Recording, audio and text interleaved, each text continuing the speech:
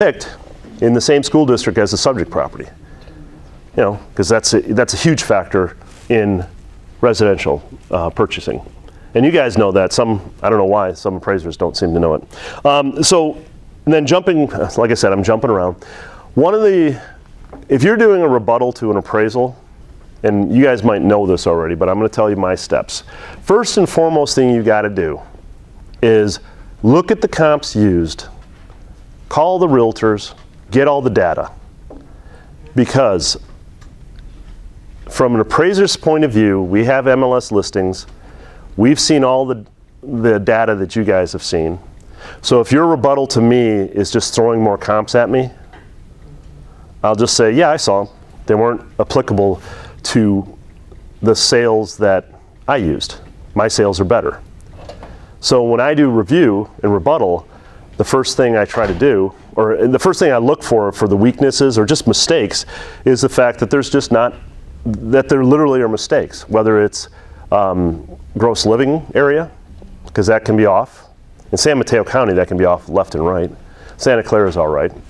But one of the biggest ones is I will tell you 9 times out of 10, people doing residential appraisals don't have the time to contact the realtors.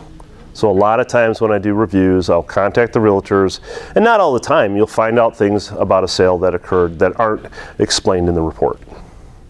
So that's the first step. You got to go. Shouldn't say. I keep saying attack.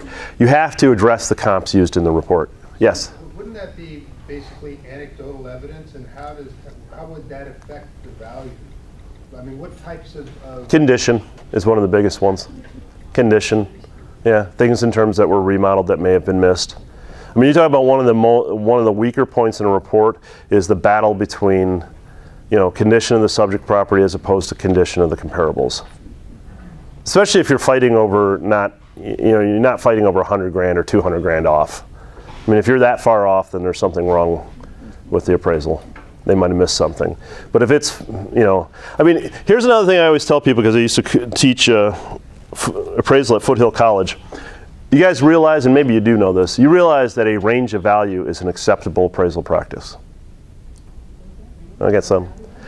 Yeah, range of value. Say that I could do an appraisal report, and I do this in litigation, is I can say that house is worth anywhere from $500,000 to $525,000 or $515,000, and that's fine. The only reason it's $510,000 is for the banks, for their LTVs. That's the only reason that you have to come up with a price point.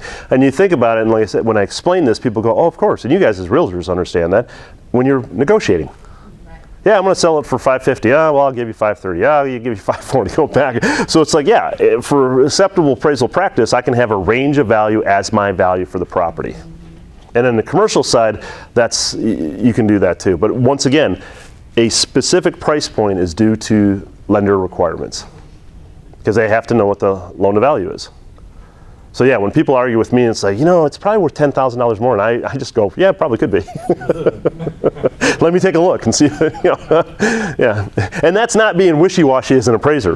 That's understanding the idea of appraisal practice and understanding that the concept is the value is a value range. I do have a hard time with other appraisers when they say, nope, it's $525,000, and that's what it is.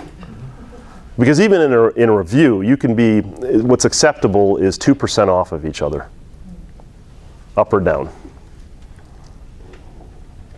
What if it's a Bank of America appraisal where you can't talk to the appraiser once you've met with him? Wait a minute. No way to fight. Oh, you know what I found, and you guys know this, I just found this out from my continuing ed, is I used to have no problem whatsoever taking comps from realtors, and now I found out it's wrong. You can't do it anymore. No, I didn't think it was either. And then just like literally a month ago, I took my state and federal regulation, update, and they said you can't take them because it's undue pressure, which just cracks me up. I mean, I've been doing this. I did it through the good old days when people just said, "Hit my number, I'll never give you another job."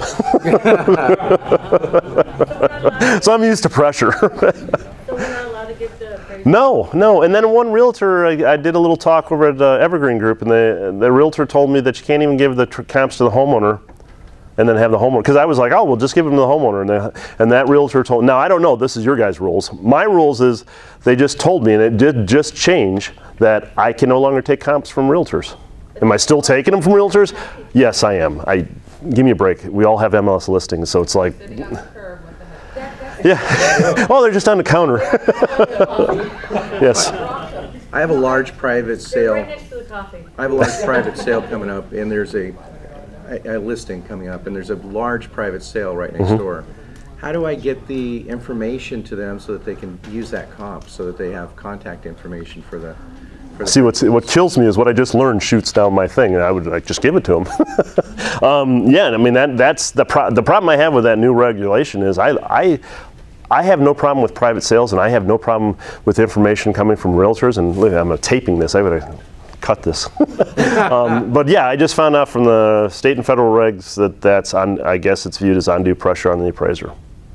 You know, I thought that, and I was talking to about 2 appraisals the last month, and I said, is it okay if I send you comps? They said, yeah, because we have the same access, so I just want to make sure I haven't dropped anything. Yeah. No, and believe me, until I took this class, it's been my practice. I always talk to realtors. You guys are in the market. I left it on the table. Yeah. That's what I usually do. You can look and see on the MLS what the list price is, and you know, when you look at it, when you come up with the, you know, the comparables, and you look, is it like way off, you make your adjustment or look and say, well, why is that so far off? What do you mean? What do you mean? Well, if an agent is doing comparables and listing a home, and you're on the MLS taking a look at what you're going to go appraise, Yeah. and your appraisal is way off than what the MLS is. Oh, if it's a lender, I usually just call the lender and go, I think there's something wrong. Or I just give them a heads up. And the lender I deal with, like I said, Fremont, they'll just be like, well, go do the appraisal. See what you come up with. I mean, right now, yeah, the crazy appreciation in this market, there's times that it's like, whatever, 100,000, whatever, But the going back to that value definition, it's supposed to be typical buyer and seller. People that can, for example, that Palo Alto property, they wanted an appraisal, and I was very happy to give it to them, but they were buying it, and it was, they were arguing between a price of $9 million and $12 million, and they were buying it all cash. And I was like, oh, okay. Oh, I gotta go buy a lottery ticket. So what did it come out to? Oh, what did it comp out to? It was like $9.5 million or something there. Yeah. It was weird. It was fun to appraise. It was hard to appraise. But I like the harder ones. The reason I got into commercial, what is it now, 10 years ago, is because during the boom of residential, you're just cranking out reports.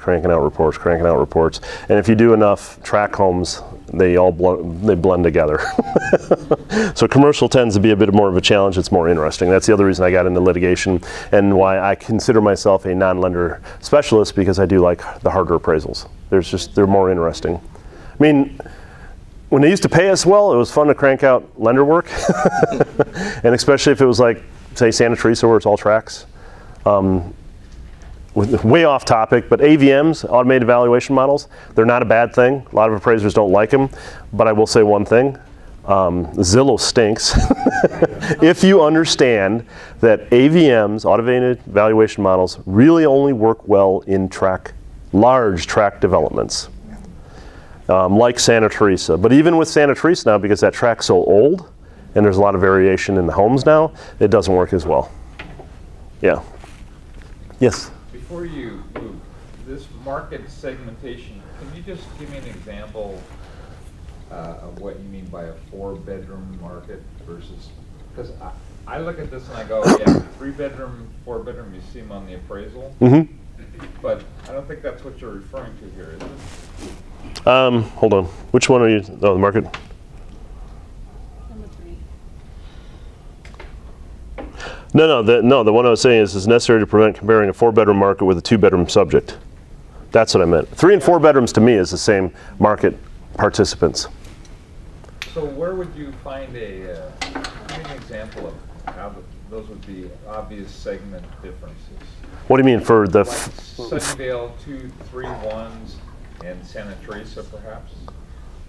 What is it? Wait a minute, Margaret's. I don't understand the concept here of those bedroom counts being segmentation. Oh, the bedroom counts segmentation? it's taken that a family is not going to live in a 2-bedroom. That's what you're trying to do is model the typical buyers and sellers. Most families aren't going to buy a 2-bedroom. All right, so. So that's a market segment. Purchase contract, for example. Mm-hmm. And on a 3 or 4 bedroom house, and you've got 2-bedroom comps in your appraisal, that's what you're talking about? I would look at, as an appraiser or a review appraiser, I would look at that as a weakness. And first question I would ask is, of the appraiser, and I would look in the report, is why was a 2-bedroom used when the subject property is a 3 or 4 bedroom? Because you're modeling what the market is, and I am making an assumption that a family of 3 or 4 are not going to buy a 2-bedroom house. Except they do. I know.